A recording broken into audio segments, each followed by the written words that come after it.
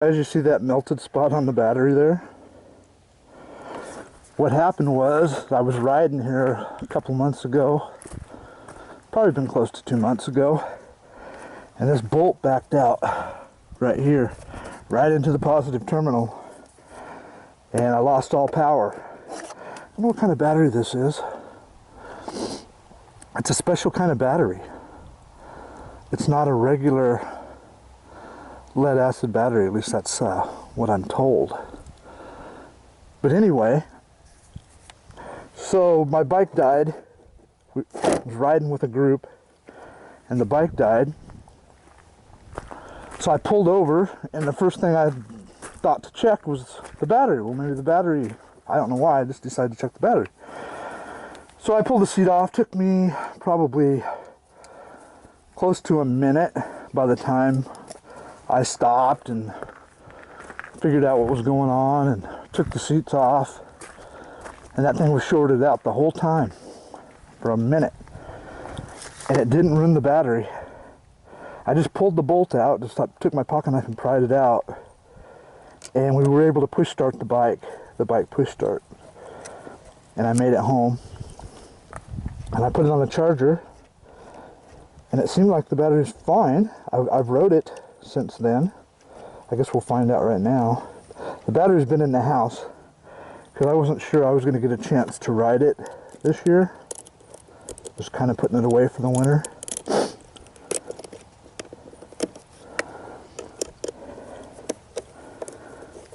So I wasn't even sure I was going to ride it again, so I took the battery out. I haven't put it on the charger since I took it out.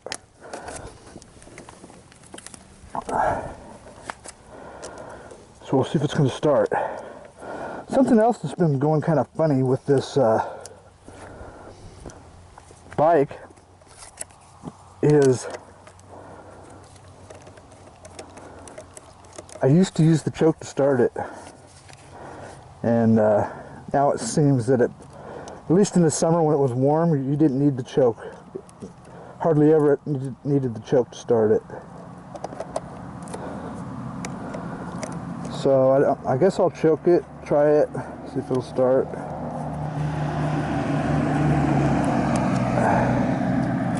Make sure I got those tight. Okay, we'll just see if it starts. Hear the fuel pump running. Choke is right here. I guess I'll try it. If it doesn't start, I'll take it off. Oh, it won't start with the kickstand down. Forgot about that. Yeah, I think something's goofy with it because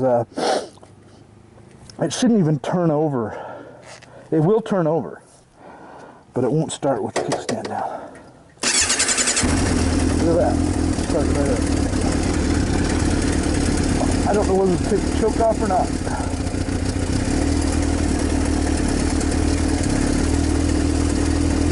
It hasn't been ran for a couple of months. But I put stable in the fuel. I know a couple months ain't that long. I got the tank full.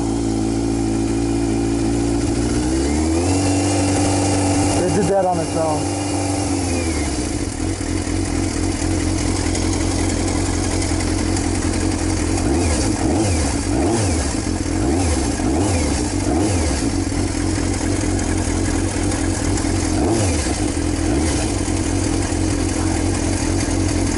Now, if I put the kickstand down, I believe it'll die. I'll go take the choke off. This seems like it runs a little rich. I got the choke off already. You watch. Yeah, see, it died. Just by putting the kickstand down. Not in gear either. Well, I put this sticker on here. I put some purple glue on there. You can see the purple and where the paint came off. It was stuck in there. But there's a crack that runs right down here, and I put some glue on here. I was thinking about just taking this half off and putting some glue and tape on the inside of this to keep it from cracking. It's cracked about down to there. But I thought, well, this won't hurt. I'll just put this sticker on there and see if it kind of keeps it from getting worse. Well, that's it, guys. Today is Saturday the 19th, and the sun was out earlier. It's supposed to get 62 degrees. It's not supposed to rain. It was raining and sprinkling on me a little while ago. It is supposed to be cloudy though. Hopefully not this cloudy. There's some blue sky over there. Anyway, I'm going to take this out and ride it a little bit. It's not super warm, so I think I'll jump on this and go to town and go to Taco Bell or something. My tires pretty much shot. I think that's a wear bar. Yeah, this tire's just about shot. That's a Diablo, just a regular old Diablo. And I forgot to look and see how many miles I got on that tire, but I don't think I got. I'm guessing I only got 3,000 or 4,000 miles on that tire. And this is a Q2, and it's got tread in the middle, but you can see the sides are wearing out quicker than the, well, it's still got tread on the side, kind of. But this is harder in the middle, softer on the outside. The Diablo on the back is not. It's the same compound all the way around. But this one's about shot too. So I got a Pirelli Angel GT for the front, and I'll probably get one for the back next spring when I start riding it again. Try some Angel GTs. I think if they last twice as long, then they cost half as much. That's the way I look at it. I think you're better off in the long run just to buy a better tire. They work better and they last longer. That's my opinion. This had a crack in it, so I drilled a hole to stop the crack, and it seemed to work. If you have a crack and you want to stop it, you got to drill right on the end there. Got to get it pretty close to right though for it to work.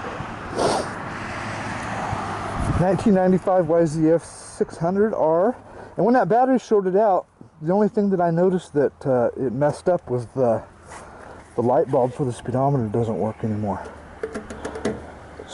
As far as I know, everything else works. Good bike though. I mean, that's the only trouble I've had with it, and that's not really a fault of the bike. I Loctited that in. You can see it melted the plastic here too.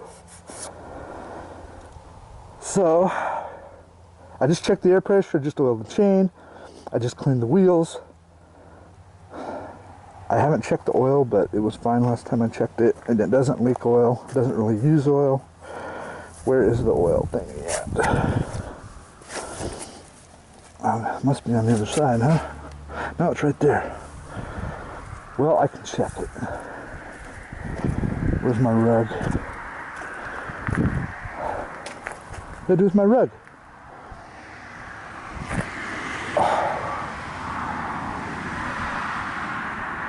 My rug was right there. Did it fall off?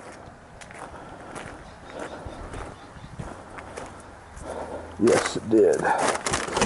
Gotta have something to kneel on or you get all wet. Grounds. Doesn't look wet, but it is. So I'll check the oil. I got a camera mount back here. I got a little cheap camera. I could put a good camera there, but I just didn't know if I trusted it not to fall off. See, the paint's not very good. The guy that fixed this up tried his best. The brackets, is part of the brackets missing for the taillight, so it doesn't fit in there quite right. You know, little things, but I don't really care. Everything works. I don't even think about that taillight when I'm going down the road. And it works. The front rotors are warped, or one of them, one or both. So this is what I do. Hopefully I got enough light here. And I just lean it straight up and down. Yeah, got perfect. Oil is perfect. I'm running 040.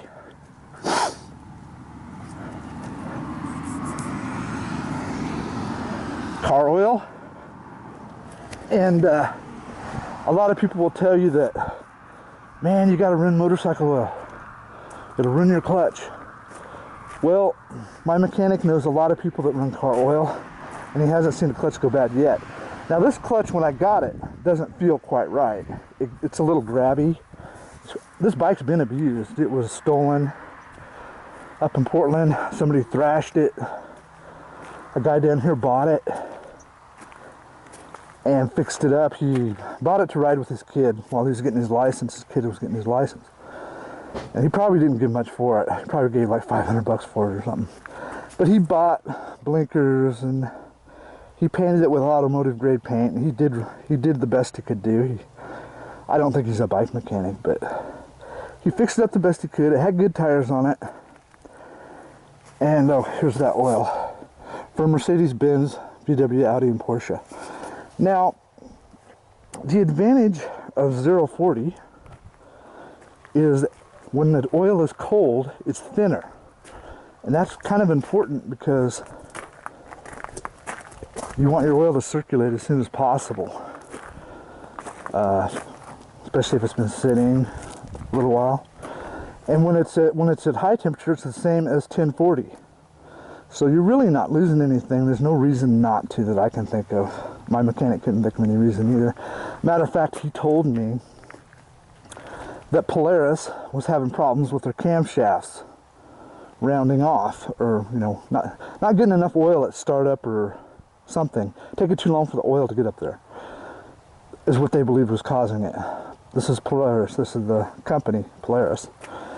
And so they started telling their customers to run 040.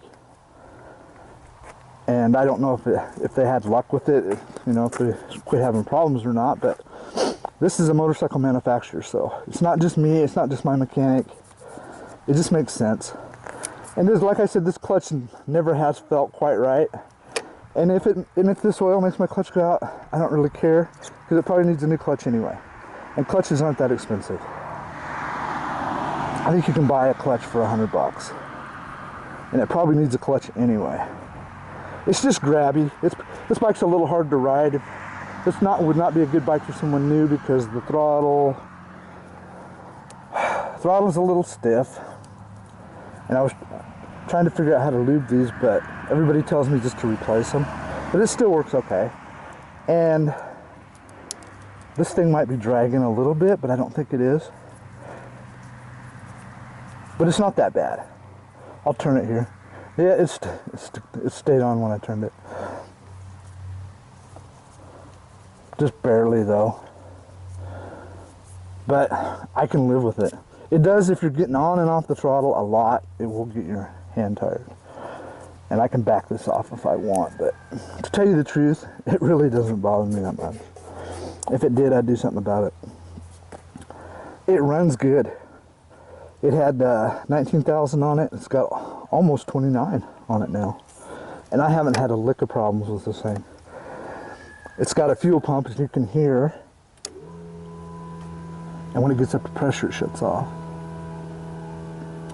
It's up to pressure. That's one thing that could go wrong with this bike is a fuel pump. But nothing's went wrong with this bike. The furthest I've taken it is about 250-mile one-way trip. That's kind of a long ways on a sport bike, especially when you're an old man like me. But it really wasn't too awfully bad. If you get off every 100 miles, 7,500 miles, and stretch your legs. And this bike, actually, you're not that bent over. The front sets are not that low. And actually, some people used to use these bikes for touring. I don't think I would, but there's people that have. And I've seen them talk about it on the internet, a decent touring bike. There's one just like this for sale on Craigslist, and it was in perfect shape. It had the original paint job. And he only wanted, I think, 2,500. And I think it had 20,000 miles on it. It was pretty low miles. I would have bought the damn thing if I had the money. Very reliable bike. It's not as fast as the new 600s, but it's fast enough. I got a buddy that has a faster, newer bike than this, and he can't keep up with me, so, in the corners, anyway. So, you don't really, this has about 98 horsepower. It may have it may have 100. It also came with this flip-on. It came with this, probably because the one that was on it got ruined from when it was stolen and wrecked. This thing probably was clear upside down, because this is bent. I don't know how you'd bend that without the bike. Probably wheelied it over backwards. I don't know. I really don't know, but how did that get bent? And you can see he kind of painted over it, but you can see where it scraped on the side of the engine case. It's hard to see, really. I can't get my head down there low enough for you to really see it, but I don't worry about cosmetic things too much. If I had a new bike, I would. I'd be all pissed off every time it got a scratch on it, probably. Buy a used bike, save yourself a ton of money, and most of the time they're in good shape. I mean, I haven't bought a lemon yet. Every bike I own is a used bike. I rode it before I bought it, and it seemed to run good. I noticed the front rotors were warped, and they are kind of expensive. Their cheapest ones I found were $175 each. And I just haven't been able to get myself to spend the money on it. It's a little bit of a safety issue. When you're going fast, it's a little harder to slow down. So it does take away some of my braking power. And I certainly wouldn't recommend that for everybody, but I haven't had a problem. Not saying I won't. Not saying I'm such a great rider that I'll never have a problem, but I keep it in mind. I know that they're a little warped. They do stop, but God forbid if you had to hit your brakes hard in a corner, they would possibly lose the front end. Now, I went off the road on this bike twice, not because of the brakes, just because I was going too fast and I had to slow down. I was following some people through a corner, and I was catching up. They slowed down in the corner, and then they hit the brakes in the corner. It freaked me out. I was afraid I was going to run in the back of them. So I hit my brakes, and lots of times when you hit your brakes, your bike will stand up and don't want to turn. Well, fortunately, there was a place for me to go off the road, and I just went off the road at about probably 50 by the time I hit the 45. Might have been going 40 because I had time to brake a little bit. It was on a left-hand turn, and I managed to keep it upright, slowed down, just went back up on the road. Now, if I would have been going real fast and couldn't have stopped, where I went off the road was probably about from here to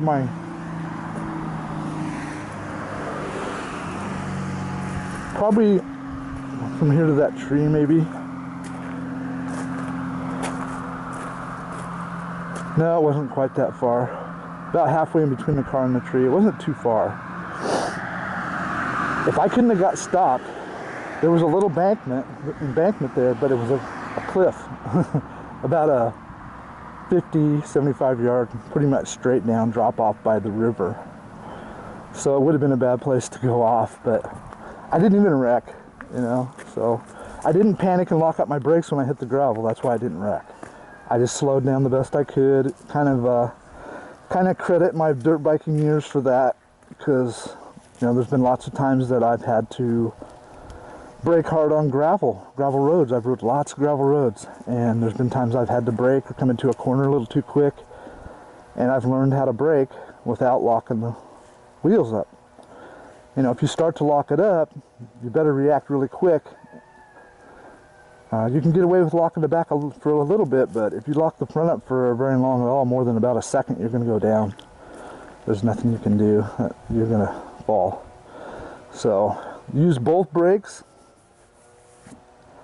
evenly, and it's just experience, because in your mind you have to be able to be aware of how much brake you're applying, how your tires are reacting to the ground as you're braking. You've got to be able to feel when one of them starts to feel like it's locking up. You got to be able to tell if it's your front or your back, and then you don't have time to think about it. You just have to react. So you have to know whether to use your hand to let off or let your foot to let off.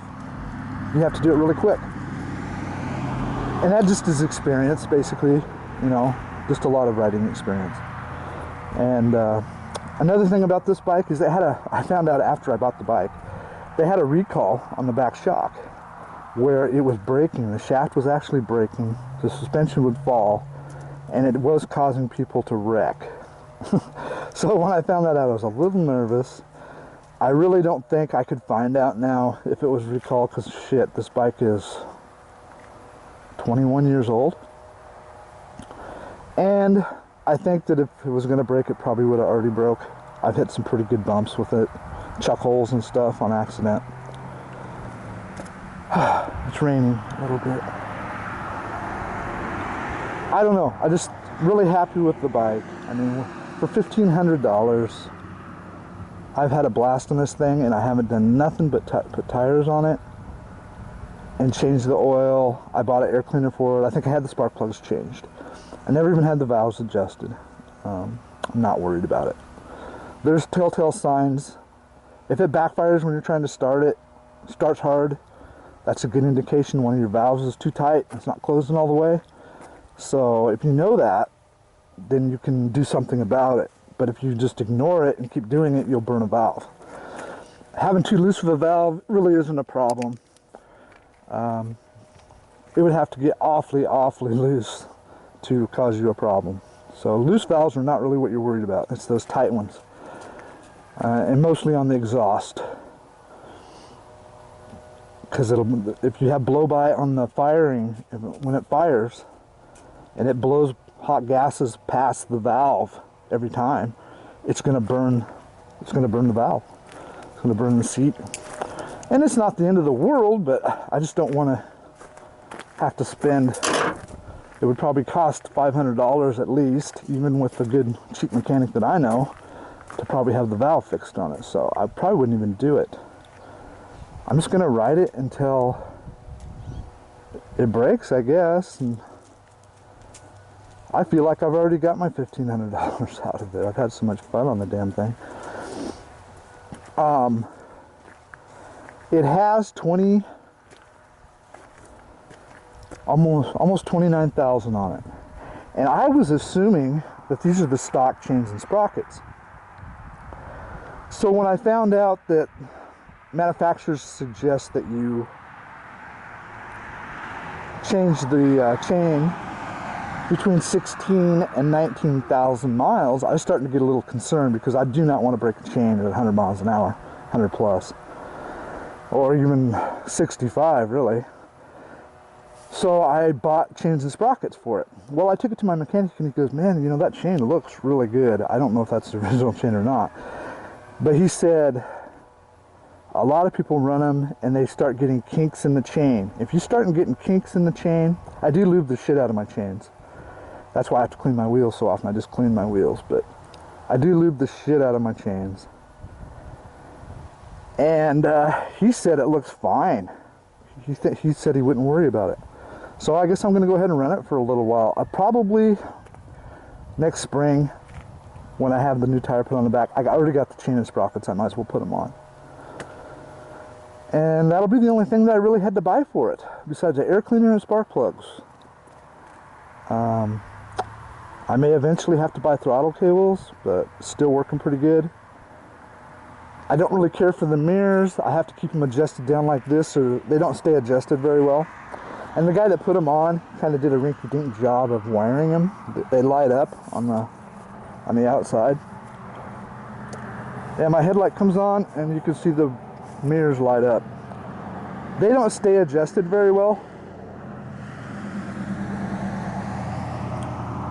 but I can live with those too. They don't really bother me. I know people that ride with no mirrors. And I do have some mirrors that I could put on the end of the bars, but I don't really like the looks of those either. If I was going to get those, I think I'd get those kind that 90 up here and the mirrors kind of up here instead of way down here. I don't like that. So anyway, guys, a great little bike. This is the same motor they used from 95, I think, to 2007, I think. Same motor. And it's not but it has really good mid-range. It has, it has a good mid-range power, usable power band. It red lines at 13,000, and I don't think I've I may have had it close to red line one time. I mean, I usually shift at about, even when I'm getting on it, I probably shift at about 10. And it accelerates really good that way. So I don't rev the piss out of it. I don't know if it has a rev limiter on it or not. It's carbureted. So I'm kind of easy on my bikes. I mean, I know a guy that's got a fairly new Hayabusa, and he hits the rev limiter in neutral all the time on that thing, and I would never do that. You know, some of the newer 600s seem to be able to handle it fine, but with bikes that are bigger, I think the bigger the engine, the less they can handle that kind of abuse. It's got a little bit of rust on that, and I don't know where he got these fairings. I heard fairings are very hard to get for this, so I've never dropped it. I came close once after I got it.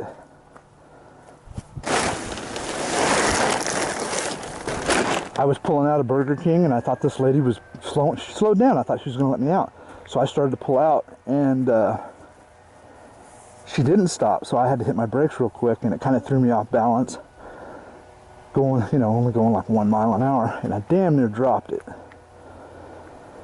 But I never did, and I've never had this thing. The only time I've ever had this lose traction is on some of the back roads I ride. There's this asphalt patches, and there's a bunch of little pea gravel that's on there, and anything will slide on that. I mean, I don't care what kind of tire you got, you're going to slide on that. And that's the only time I've ever had it slide. This thing, you know, I don't drag my knee. I guess I don't lean that far over, but I looked at my ZX, and I don't have, you can see I don't have very much chicken strips. There's about a half a finger. So I'm leaning it over far enough. I'm not one of those guys that goes around trying to knock all my chicken strips off because I'm worried about it. A little pitchfork there. Diablo. But guys, I'm really tickled with the bike. I really am. Dependable, fun to ride. Dependable, fun to ride. Cheap, dependable, fun to ride. What more do you want? The engine never gets hot. The cooling system works good on it. I don't think it has a fan when it does get hot. What's weird is the temperature gauge is in metric. Thought that was kind of odd. And the right front blinker doesn't work, and I don't know if that was caused from when my battery went out or if it never did work, because I never did check them. It still blinks, so I'll turn on my blinkers. See, it blinks, but the front one doesn't work. Back one works. Front one doesn't work. Now let's see if the other one works. The other one works, and I'm not too awfully worried about that either, to tell you the truth. I mean, I don't even use my blinkers a lot unless there's a car right behind me or right in front of me that needs to know that I'm turning, and I can use my hands signals or whatever. I don't count on cars to see me anyway. I watch out for them. So anyway, guys, great little bike. I kind of like it. It was kind of, you can see the purple on the rims. It had purple rims stock, and it had a black fairing with quite a few different colors on it. In the 90s, they kind of got kind of colorful there for a while with their bikes, if you remember. Everybody did, pretty much.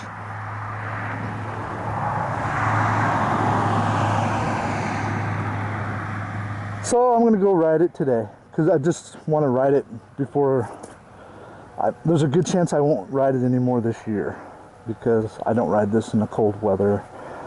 Don't want to ride it in the rain with ball tires, and I don't like riding it in the rain anyway, so I got other bikes for that. But I just wanted to run it today, clean it up, oil the chain, and run it. It's like I said, it's been a month probably at least since I've rode this, maybe longer. And so when it sits through the winter, instead of setting for 4 months, it'll only set for 3 months. So the less time it sits not running, the better off it is. I just take the battery out of it and bring it in the house, and it's got coolant in it, so I don't have to worry about it freezing. That's it, guys. It doesn't have, used to have a key here for to lift the seat, and I don't know if he probably lost the keys, probably didn't have the keys, so he probably had to pick it out. No, because it has a key. The only thing I need a key for is the gas tank. This is my ignition, so anybody could take this. They might have a hard time taking it with the battery out of it and the seats off it. I always take the seats off and take the battery out, but whenever I park in town and go in anywhere, anybody could hop on this, turn it on and ride it, but most people don't know, so. And if they stole it, yeah, $1,500 bike. Anyway, I guess that's it, guys. Yeah, I think I'm gonna get dressed and go to town and eat. It's supposed to be 62 today. Catch you later.